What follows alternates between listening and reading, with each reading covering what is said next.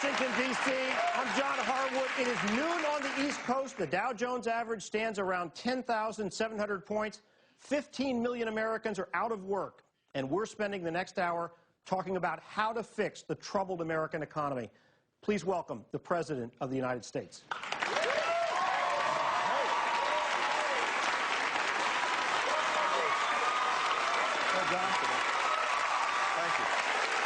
you, everybody. Hey. Thank you. Thank you. Thank you. Thank you very much. Thank you, guys. Thank you. Thank you. Thank you. Thank you. Thank you very much. Thank you, guys. Thank you. Thank you. Mr. President, thanks for being here. That was quite a lead-in, by the way. Yeah, wasn't it? You like that dramatic voice? We have got a cross-section of people from around the country. CEOs, union workers, teachers and students. It's a good-looking group, I have to say. I'm small business owners, people who don't have a job. Every one of them has a stake in the American dream. And they got some good news over the weekend. The National Bureau of Economic Research, as you know, has said that the recession ended in June 2009, a few months after you took office. And yet, here's the problem you found yourself with. Many leaders in business think you and your policies are hostile to them. And many ordinary Americans think your policies are helping Wall Street and big business. How'd that happen? Well, first of all, even though economists may say that the recession officially ended last year, obviously for the millions of people who are still out of work, people who have seen their home values decline, people who are struggling to pay the bills day to day, it's still very real for them.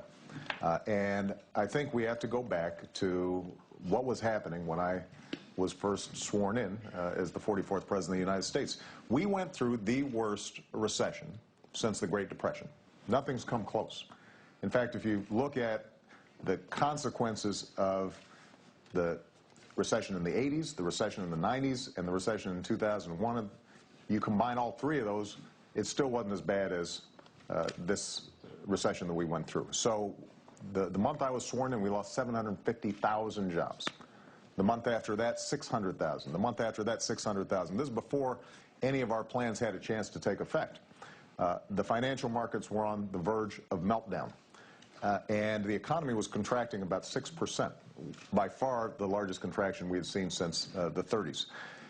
You combine all that, and what that meant was that we had to take some steps very quickly just to make sure that the financial system was not collapsing, that people could get auto loans, could get student loans, that businesses large and small could get some financing to keep their doors open and to keep their payrolls on track. And in addition, we had to make sure that we didn't slip into a Great Depression. Now, we've done that. Those programs that we put in place worked. So now you've got a financial system that is stable. It's still not as strong as it was back in 2006, 2007, but it is stabilized. You've got now 8 consecutive months of private sector job growth. Businesses are able to borrow again, they're investing again, they're making profits again. That's all the good news. The challenge is that the hole was so deep that a lot of people out there are still hurting, and probably some folks here in the audience are still having a tough time. And so the question then becomes, what can we now put in place to make sure that the trend lines continue in a positive direction as opposed to going back in the negative direction?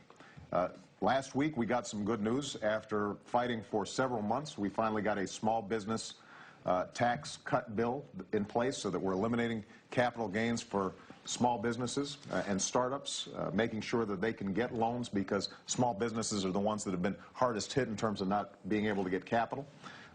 We have put forward proposals, for example, to accelerate investment here in the United States instead of overseas in research and development and plants and equipment that could put people back to work. So there are a lot of plans in place that can make improvement, but it's slow and steady as opposed to the kind of quick fix that I think a lot of people would like to see. But the thing I've just got to remind people of is the fact that it took us a decade to get into the problem that we're in right now. The Wall Street Journal came out with a report based on census information that the years from 2001 to 2009, the middle class actually saw their wages decline by 5%. This is before the financial crisis. So these have been some long-term trends of the middle class having a lot of problems out there. And what we've got to do now is to reverse it, but something that took 10 years to create, it's going to take a little more time to solve. Now, I've heard you give that turnaround message you just gave many times. Right. Let me ask about your assessment of the challenge and the problem in communicating that to the American people. We all identify with people like ourselves. Right. Do you think it's possible that because of your style or the unusual things about your background, your racial heritage, where you grew up, Ivy League education, that the fearful voters who are about to go to the polls in November think, yes, I hear him, he may get it intellectually, but he doesn't feel what I'm feeling? Well, here's my suspicion. I think that when the unemployment rate is still high and people are having a tough time, it doesn't matter if I was green, it doesn't matter if I was purple.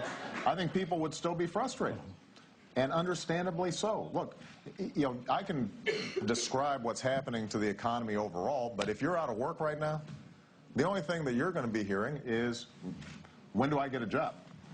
If you're about to lose your home, all you're thinking about is, when can I get my home? So I don't think that those are the issues. And by the way, I think most people understand, because I spent 2 years running around the country talking about my life and why I was running for president. They understand that I was the kid of a single mom, and I got my education through scholarships, and I lived in a small apartment with my grandparents, and they were helped by the GI Bill and FHA in terms of being able to climb into the middle class.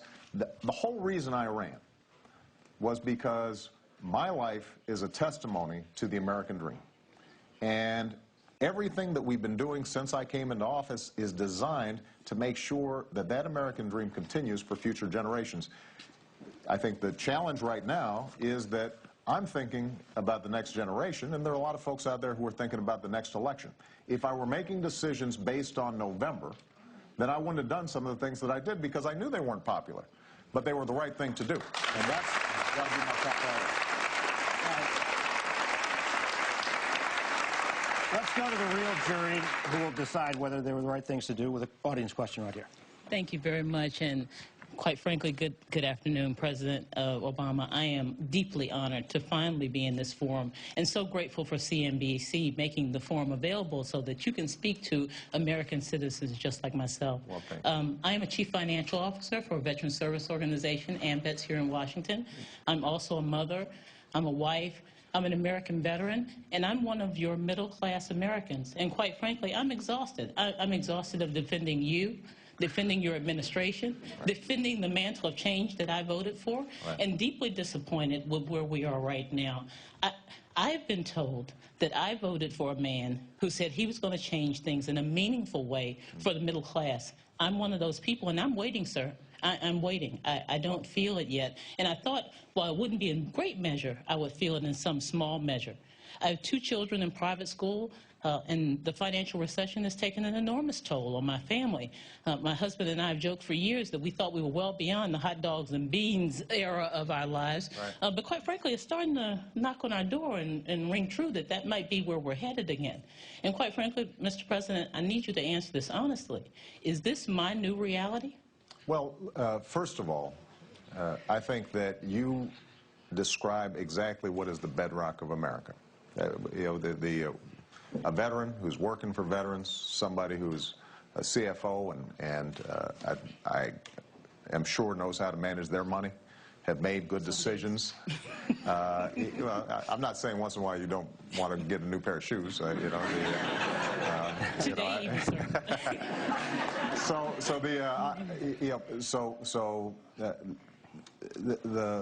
The life you describe, one of responsibility, looking after your family, contributing back to your community, that's what we want to reward. Now, as I said before, times are tough for everybody right now. So I understand your frustration. But I would just, when you say there are things that you'd like to see happen or you're hoping to see happen that haven't happened yet. Let me just give you a couple of examples. I right now have 2 children. It sounds like you've got kids as well. 2 girls. 2 girls. You're going to be thinking about college soon.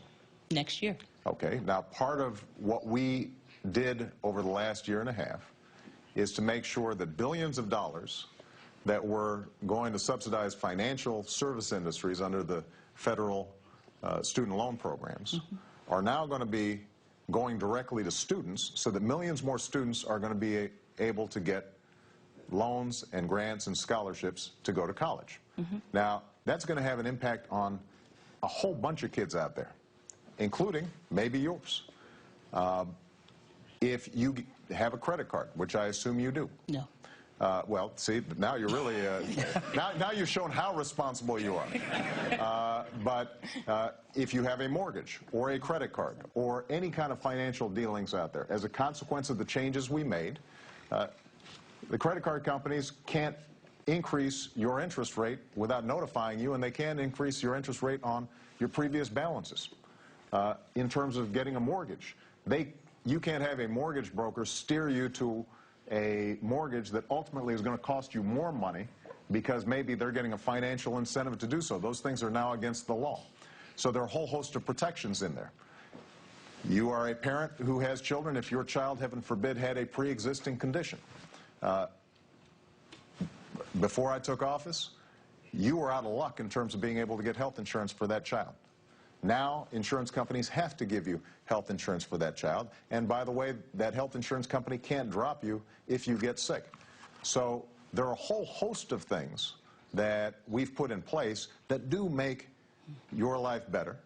But the bottom line is, if your 401k is still down substantially from where it was a while back, if you haven't seen a raise in a long time, if your home value went down, depending on where you live, all those things still make you feel like, gosh, I'm still treading water. That's right. And so my goal here is not to try to convince you that everything's where it needs to be. It's not.